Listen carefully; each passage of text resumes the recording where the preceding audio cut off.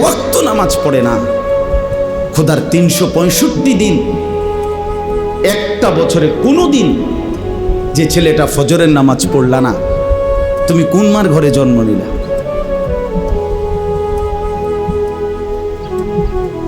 তুমি কোন বাপের ঘরে জন্ম নিলা? তোমার মায়ের 2 বছরের দুধের হক কি আদায় করো? মুসলমানের বাচ্চা এত বড় গাদ্দার হয় কেমনে বেটা? এত বড় নাফরমান, এত বড় হাইওয়ান, এত বড় চতুষ্পদ জানোয়ার মুসলমানের ঘরে হয় কেমনে বেটা? কেমনে হয় বেটা? এই জন্য মনে রাখো বেটা, যে কপালে সেজদা নাই সে কোনো মানুষ না। যে সেজদা দেয় না সে মানুষ নয়, মানুষ নয়, জানোয়ার। সে জানোয়ার, হাইওয়ান, এটা চতুষ্পদ জন্তু, এটা জানোয়ার, এটা তো মানুষ না। যে কপাল সেজদা দেয় না, কেন আসলি বেটা তুই পৃথিবীতে বেটা? শুধু ভাত, শুধু খানা, শুধু পেশাব পায়খানা, শুধু লজ্জাস্থানের চাহিদা, শুধু শাহওয়াত, শুধু জিনা, শুধু ব্যভিচার, শুধু নারী, শুধু উলঙ্গ ছবি। আরে এটা তো কুত্তা বিলার স্বভাব ছাড়া আর কিচ্ছু হইতে পারে না বেটা। এ তো জন্তু জানোয়ারের স্বভাব হইতে পারে বেটা। মানুষের ঘরে মুসলমান, অথচ সে তার আল্লাহকে সেজদা করে না। তো কি মানুষ হইলি বেটা? কি পড়ালেখা শিখলি যুবক? এই ছেলে কি পড়লি বেটা? কার জমিনে বড় হইলি? কার আসমানের নিচে রইলি? কি রে বেটা? আমরা চেহারা চিনি না? এখানে দাঁড় করাই এখন বেনামাজি। চেহারা দেখলেই তো চিনা যায়। বেনামাজির চেহারার মধ্যে তো কোনো দয়া মায়া থাকে না।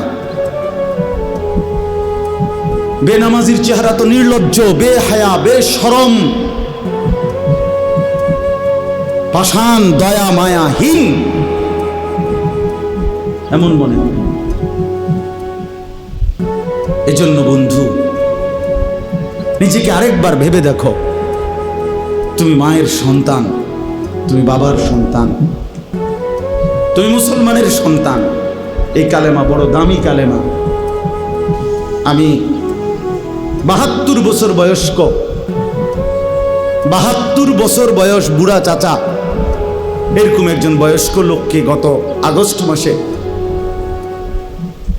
কালেমার দাওয়াত দিছিলাম। উনি হিন্দু।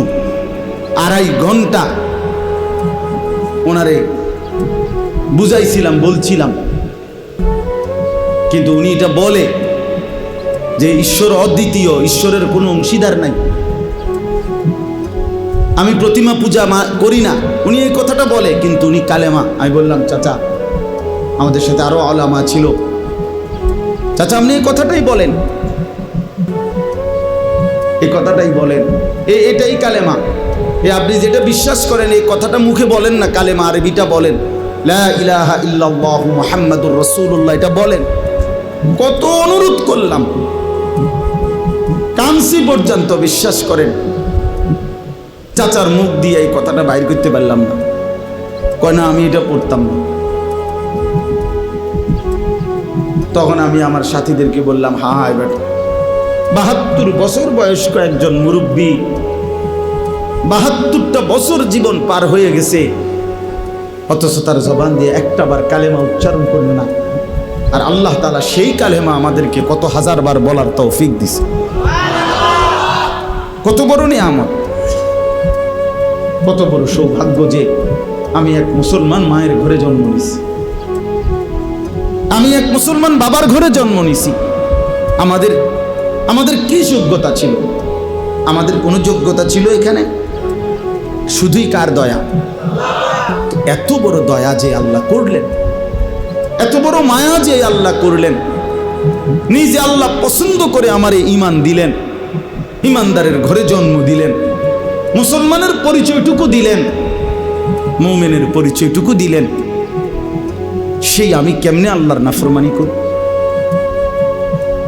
রাসূলুল্লাহ সাল্লাল্লাহু আলাইহি ওয়াসাল্লাম তিনি বলছেন যে আমি আসার পরে যদি আজ মুসা নবী জীবিত থাকতো, ঈসা নবী জীবিত থাকতো, নবীজি বলেন তারা দুইজনেও আমি মুহাম্মদের অনুসরণ করা ছাড়া তাদের কোনো উপায় থাকতো না।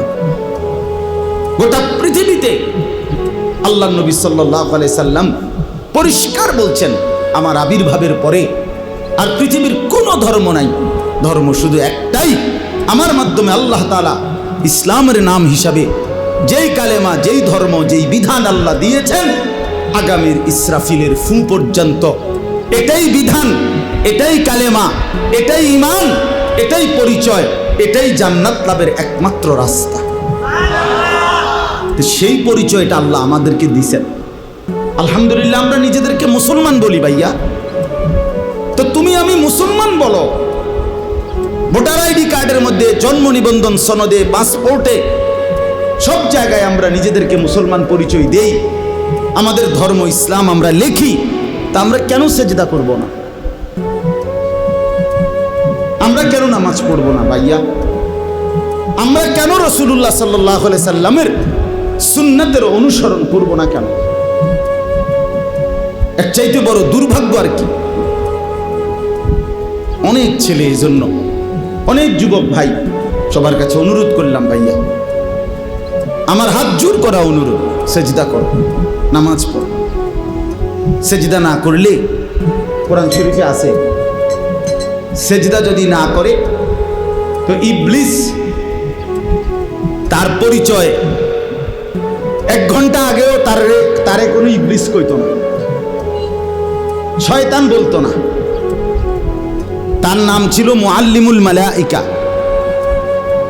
এই যারে এখন ইবলিস বলে তার আগে পরিচয় ছিল সে ছিল ফেরেশতাদের শিক্ষক, সে ছিল জিন, কোরআন শরীফে আছে, সে ছিল ফেরেশতাদের টিচার। কিন্তু যখনই একটা সেজদা করে নাই, আদম আলাইহিস সালামকে সেজদা করতে বলছে আল্লাহ, তো কয়টা সেজদা করে নাই?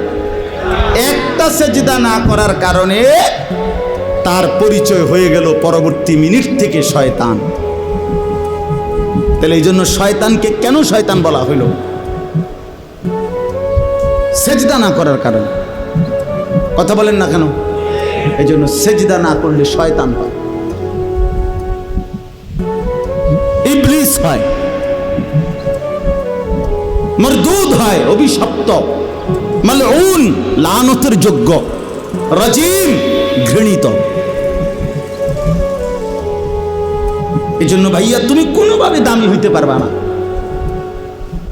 দামি হইতে পারবা না, সেজদাবিহীন দামি হয় না। দুনিয়া তুমি আল্লাহর নাফরমানি করে যা ভোগ করতেছ, আলহামদুলিল্লাহ আমরাও আল্লাহর হুকুম মাইনা দুনিয়া তা ভোগ করতেছি। এই বাজার, ব্যবসা, দোয়ান, ভাত, মাছ, চাল, ডাল, বউ, বাচ্চা, স্ত্রী, সন্তান, সংসার, ফাঙ্গাস, তেলাপিয়া, ধনিয়া, কাঁচামরিচ, ফার্মের মুরগা, কক মুরগা, খাট, পালং, সোফা, ফার্নিচার, ফ্রিজ, এসি, হ্যাঁ, টাইলস, এটা আমরা যারা সেজদা দেই এটি আমরার কাছে আছে। কথা বলে না কেন? তুমি আলগা কি ভোগ করে লাইলা? তুমি আল্লাহর নাফরমানি কইরা সারাদিন মোবাইল টিপা আমাকে রাইতে লিখি শান্তির দেশে দাও নাকি? তো আর কিতা, তো তুমি বেকুবার কিতাব মানে বেশতি কি? হ্যাঁ, বেশতি কি? শুধু শুধু ধোকা, শুধু ধোকা, শুধু বোকামি করলো, ধোকা খাইল।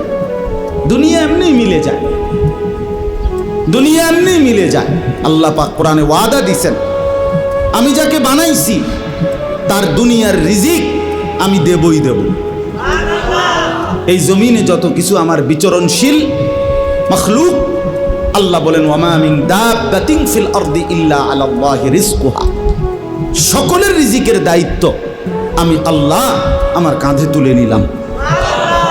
তাফসীরের মধ্যে আছে হযরত মুসা আলাইহিস সালাম একদিন আল্লাহ তাআলাকে জিজ্ঞেস করলেন, আল্লাহ আপনার সমস্ত সৃষ্টি ছোট বড় সকলের রিজিকের কথা আপনার মনে থাকে, মনে রাখতে পারেননি। তো আল্লাহ তাআলা বললেন, মুসা তোমার সামনে একটা বড় পাথর আছে, এই পাথরটার মধ্যে তোমার হাতের লাঠিটা দিয়া বাড়ি দাও। মুসা আলাইহিস সালাম বাড়ি দিলেন, পাথরের একটা অংশ ভাঙ্গা পড়ছে।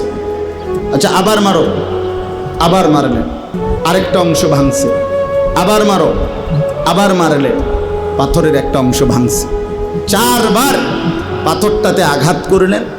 আঘাত করার পরে এরপরে পাথরটার ভিতর থেকে একটা ছোট্ট পোকা, একদম পিচ্চি, মুখে একটা সবুজ গাছের পাতা কুটকুট করে কামড়াইতেছে, খাইতেছে। এই অবস্থায় এই পাথরটার ভিতর থেকে এই পোকাটা নিচে পড়ছে।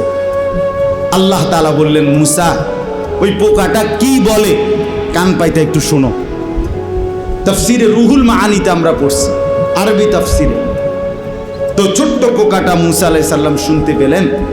ছোট্ট পোকাটা পড়ছে, সুবহানা মান ইয়ারানি ওয়া লা ইয়ানসানি। আমি আমার সেই মাওলার প্রশংসা করছি যিনি আমাকে প্রতিনিয়ত দেখছেন, আমাকে একবারও ভুলেন নাই। তো মুসা আলাইহিস সালাম বুঝলেন আল্লাহ তাআলা এতটা পাথরের ভিতরে এই ছোট্ট পোকার মুখে সবুজ গাছের পাতা যিনি পৌঁছাইতে পারেন, তিনি তার গোটা সৃষ্টির রিজিক ঠিকই পৌঁছাইতে পারেন।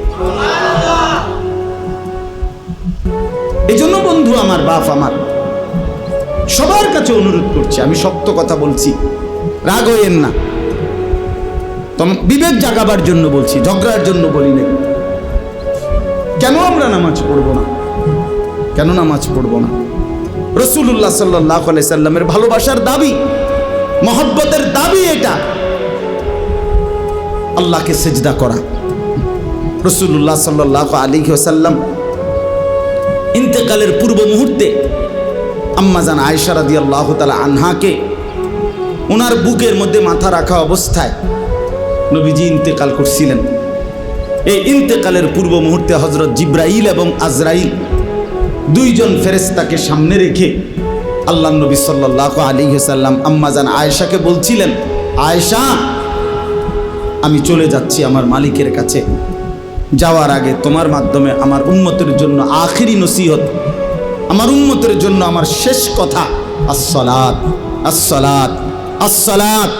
আমার উম্মতকে বইল নামাজ ঠিক রাখতে, নামাজ ঠিক রাখতে, নামাজ ঠিক রাখতে।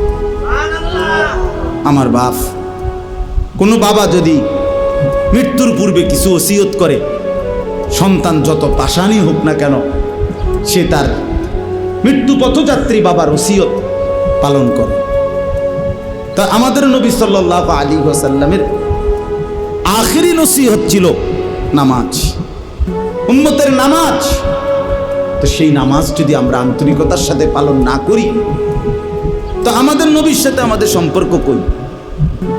রাসূলুল্লাহ সাল্লাল্লাহু আলাইহি সাল্লাম কোরআনের মধ্যে আছে, সূরা নিসার মধ্যে আল্লাহ তাআলা বলছে, বন্ধু আপনাকে সামনে রেখে আপনার উম্মতের আমলনামা খোলা হবে।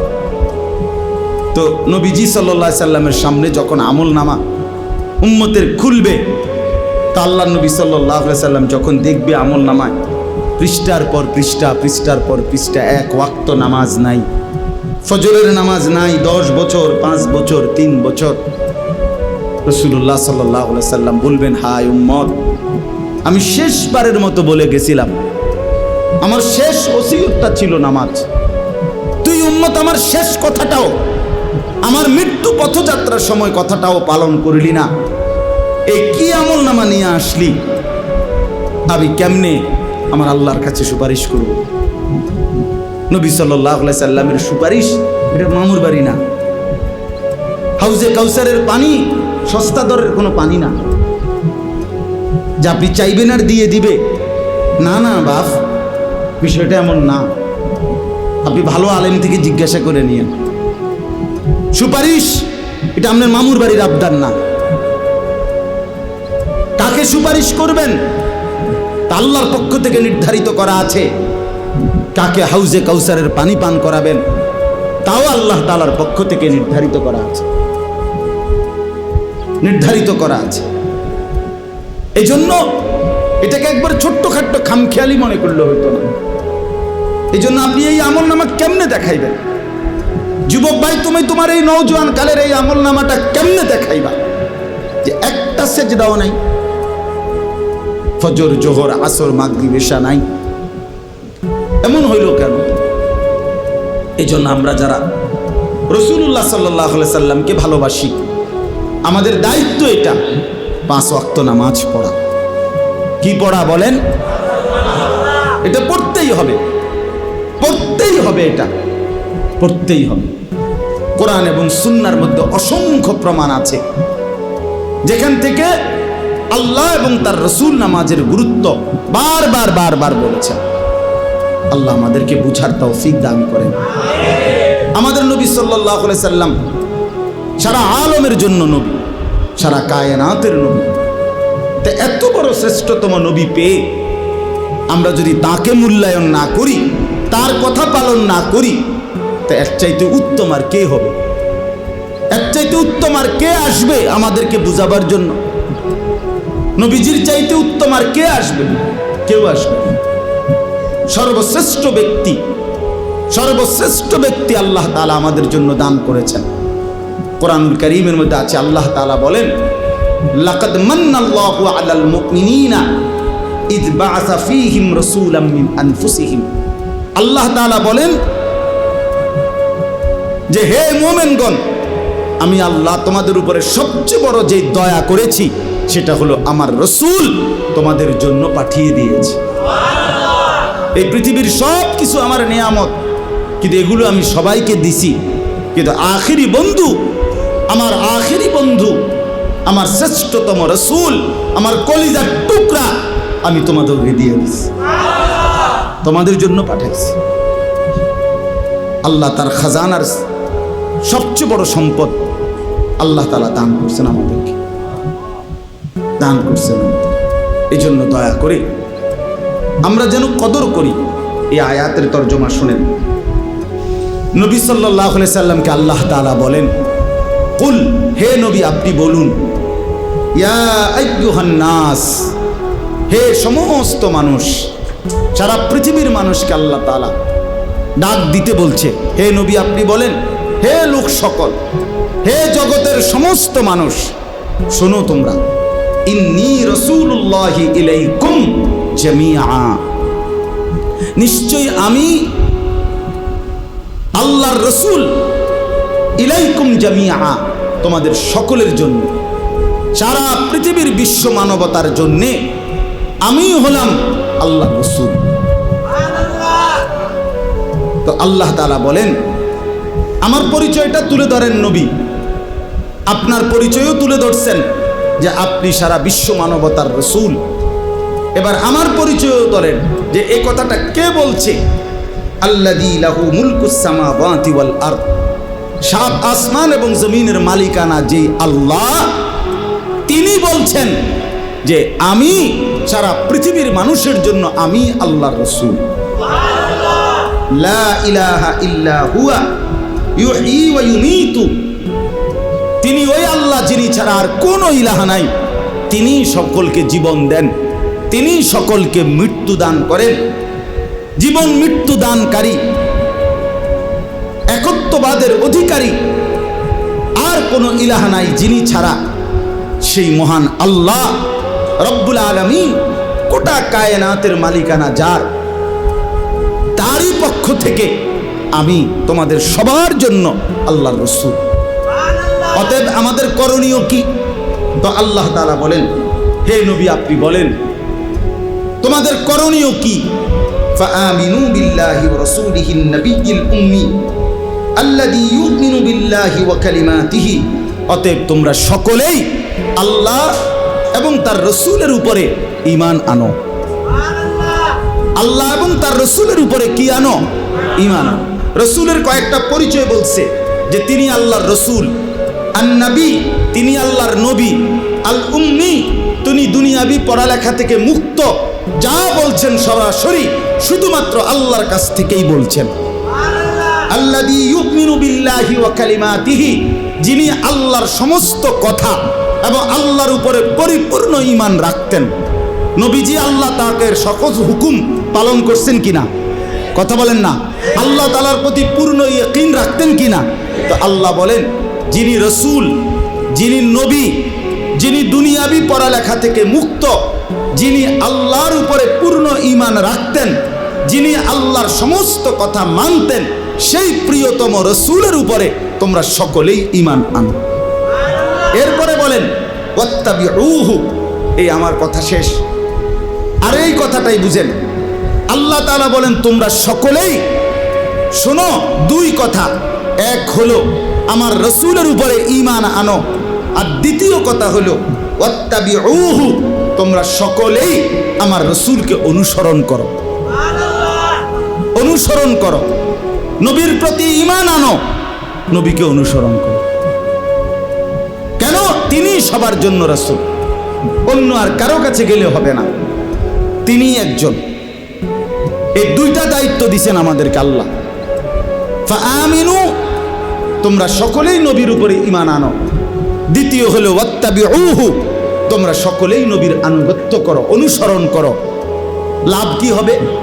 শেষ আল্লাহ বলেন লাআল্লাকুম তাহতাদুন, তাহলে যদি তোমরা নবীর প্রতি ঈমান আনতে পারো এবং নবীকে অনুসরণ করো, তাহলে লাআল্লাকুম তাহতাদুন, নিশ্চিত তোমরা হেদায়েত পেয়ে যাবে, জান্নাত মিলে যাবে। এবার আপনারা 5টা মিনিট শুধু এই দুইটা কথা আপনারা ভাবেন। আমাদের নবী সাল্লাল্লাহু আলাইহি সাল্লামের প্রতি আমাদের দায়িত্ব আল্লাহ তাআলা এই আয়াতের দুইটা বলছে। এক, সর্বান্তকরণে নবী সাল্লাল্লাহু আলাইহি সাল্লামকে মেনে নেওয়া, তিনি যা বলছেন তাই ঠিক। কথা বোঝেন নাই? এখানে কোনো যুক্তি, কোনো পরামর্শ, কোনো দিক নির্দেশনা, কোনো মতামত, কোনো অভিযোগ, কোনো আপত্তি কিছু না, তাইলে ঈমান থাকবে না। নবীজি সাল্লাল্লাহু আলাইহি সাল্লাম থেকে যা কিছু প্রমাণিত 23 বছরের, যদি এটা সঠিকভাবে বিশুদ্ধ দলিলের মাধ্যমে প্রমাণিত হয় যে এটা নবীজি বলছেন, নবীজি করছেন, নবীজি সমর্থন করেছেন, কথা বোঝেন নাই, তাহলে আমাদের দায়িত্ব একটাই, এটা মেনে নাও। এটা কি করা? এটা মেনে নাও। এখানে কোনো ইশকাল করা যাবে না, কোনো কিছু না, কোনো আনা বর্তমান যুগে, বর্তমান অবস্থার প্রেক্ষাপটে ইত্যাদি ইত্যাদি না, কোনো কিছু না। কিয়ামত পর্যন্ত তিনি যা বলেছেন, তিনি যা করেছেন, তিনি যা সমর্থন করেছেন, তার উপরে ঈমান আনা, মেনে নেওয়া খোদার কসম আমাদের হেদায়েতের জন্য, আখিরাতের মুক্তির জন্য বাধ্যতামূলক। বাধ্যতামূলক। 2 নাম্বার হলো ওয়াত্তাবিউহু, নবী সাল্লাল্লাহু আলাইহি সাল্লামকেই একমাত্র অনুসরণ করা, তার 23 বছর পুরা মেনে নেওয়া, তার পুরা জিন্দেগি মেনে নেওয়া, আর তাকে অনুসরণ করা। হেদায়েতের জন্য এই 2 জিনিস জরুরি। এই জন্য বাপ একটা কথা বলি, আপনাদের কাছে ইনসাফের সাথে মনে রাখেন, বাস্তব কথা হলো এটা, নিজের বিবেককে ধোঁকা দিয়েন না, নিজের আখিরাত বরবাদ করেন না। আমি আপনাদের কাছে অনুরোধ করি, আমরা দলাদলি ঠেলা ঠেলি না। ইনসাফের কথা হলো, আসলে কোরআনুল কারীমের মধ্যে অসংখ্যবার আল্লাহ তাআলা এই কথাটা বলছেন যে বন্ধুকে অনুসরণ করো, অনুসরণ করো। ফাত্তাবিউহু আল্লাযীনা ইয়াত্তাবিউনাল রাসূলান নাবিয়্যাল উম্মি লাকাদ কানা লাকুম ফি রাসূলিল্লাহি উসওয়াতুন হাসানাহ ওয়া ইন্নাকা লাআলা খুলুকিন আযীম মা আতাকুমুর রাসূলু ফাখুযু। বারবার বারবার বারবার বারবার বারবার বারবার একটা কথা আল্লাহ বারবার বলছে, আমার বন্ধুকে অনুসরণ করো, আমার বন্ধুকে অনুসরণ করো, আমার বন্ধুকে অনুসরণ করো। নবীজি নিজে বলছেন, তোমাদের মনের চাহিদার বিপরীতে যতক্ষণ পর্যন্ত তোমরা আমাকে অনুসরণ না করবে, ততক্ষণ তোমরা পূর্ণ মুমিন হইতে পারবে না। নবীজি বলছে, তোমরা আমার সুন্নাতকে আঁকড়িয়ে ধরো, তোমরা মাড়ির দাঁত দিয়ে আমার সুন্নাতকে ধরো। বিশ্বাস করেন, এই শেষ কথাটা বুঝেন। এভাবে বহুভাবে আল্লাহ তাআলা নবীজির জবান দিয়ে শুনাইছেন, নবীজি আমাদেরকে শুনাইছেন নবীজিকে অনুসরণ করতে। অনুসরণ অনুসরণ অনুসরণ অনুসরণ, ইত্তেবা। অতএব একজন মুসলমানের রাসূলুল্লাহ সাল্লাল্লাহু আলাইহি সাল্লামের প্রতি ভালোবাসা, ইশক, মহব্বত, নবীর প্রেম, নবীর ভালোবাসা প্রমাণিত হবে। ইনসাফের কথা হলো এটাই, অনুসরণের মাধ্যমে। বিশ্বাস করে অনুসরণবিহীন ভালোবাসা হয় না, ভালোবাসা হয় না। ওই ভালোবাসা আখিরাতে টিকবে না, বিশ্বাস করে। আল্লাহর দোহাই বললাম, শুধুমাত্র লাফালাফি ফালাফালি করলে, শুধুমাত্র ঢাক ঢোল বাজাইলে, শুধুমাত্র সই হুল্লুর হাঙ্গামা করলে, শুধুমাত্র বিভিন্ন আইটেম মুখরোচক মজাদার খাবার খাইলে রাসূলুল্লাহ সাল্লাল্লাহু আলাইহি সাল্লামের অনুসরণ, সুন্নতের ইত্তেবা, নবীজির পদাঙ্ক অনুসরণ, এটা যদি আপনার আমার মধ্যে না থাকে, বিশ্বাস করেন হাসরের ময়দানে এই ভালোবাসা টিকবে না।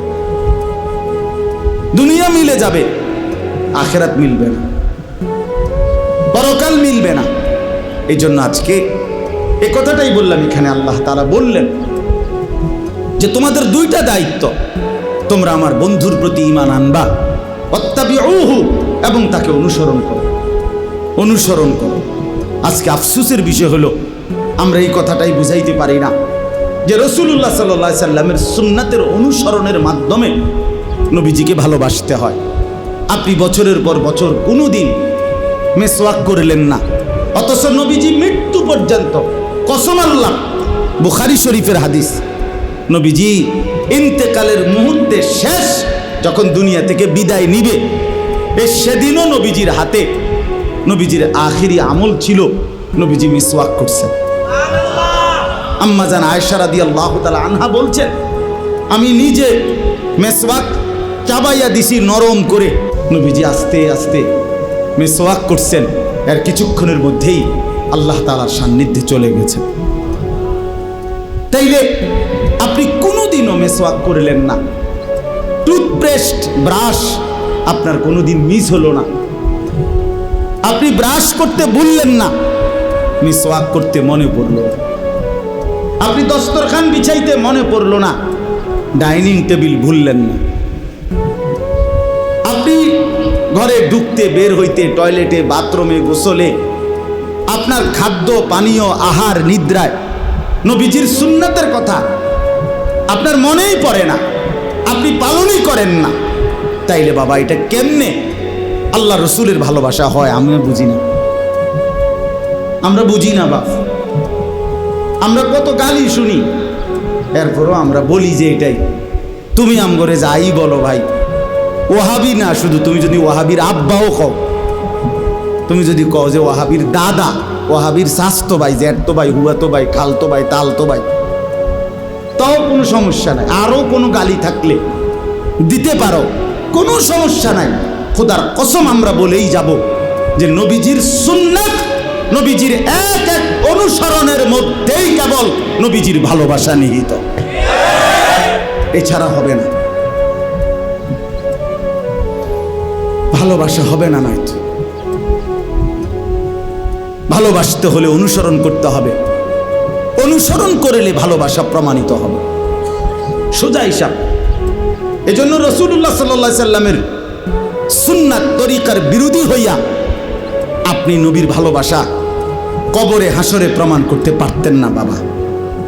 শুধু লাফাইয়েন না। আবারও অনুরোধ করছি, 60 বছর বয়স, এখনো বিড়ি খানার অভ্যাসটা ছাড়তে পারলেন না, আপনি নবীকে ভালোবাসেন না।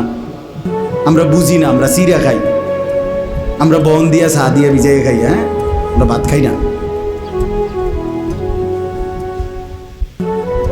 আমরা ভাত খাই না। আপনার ঘরে আজকে 30 বছর ধরে প্রতিদিন রঙিন টেলিভিশনে আপনার বউ বাচ্চা নর্তকীর ছবি দেখে, নাচ গান, নাটক, সিনেমা দেখে, আপনি নবীকে ভালোবাসেন? আমরা বুঝি না, হ্যাঁ, আমরা বুঝি না। আপনি কোনোদিন দস্তরখান বিছাইবার কথা কদ্দুর মনেও পড়ে না, আপনি আল্লাহর নবীকে ভালোবাসেন? আহা, ইনসাফ না এটা। এই জন্য আপনাদের কাছে অনুরোধ করছি, সবার কাছে বললাম, এখানে এটা ধাক্কাধাক্কির বিষয় না, এটা গালিগালাজের বিষয় না, এটা আখেরাতের বিষয়। দুনিয়া আমার কাছেও আপনাদের হিসাব না, কাছেও আমার হিসাব না। কিয়ামতের ময়দানে আমি হিসাব নেব না, আপনি নেবেন না। আমরা প্রত্যেকেই আল্লাহর কাছে হিসাব দিতে হবে, আল্লাহ তাআলার কাছে এটা বুঝাই দিতে হবে। আল্লাহ বলবে, বান্দা আমি আমার বন্ধুকে অনুসরণ করতে বলছি। আচার ব্যবহার, চলা ফেরা, হাসি কান্না, রাত দিন, সকাল দুপুর, সকল বিষয়ে, ঘর পরিবার, স্ত্রী সংসার, বাজার ব্যবসা, দেশ জাতি রাজনীতি, সকল ব্যাপারে আল্লাহ নবী সাল্লাল্লাহু আলাইহি সাল্লামের এক এক সুন্নাতের অনুসরণ, খোদার কসম এর মধ্যেই আমাদের ভালোবাসা নিহিত, আখিরাতের মুক্তি, আমাদের হেদায়েত, আমাদের জান্নাত এর মধ্যেই নিহিত।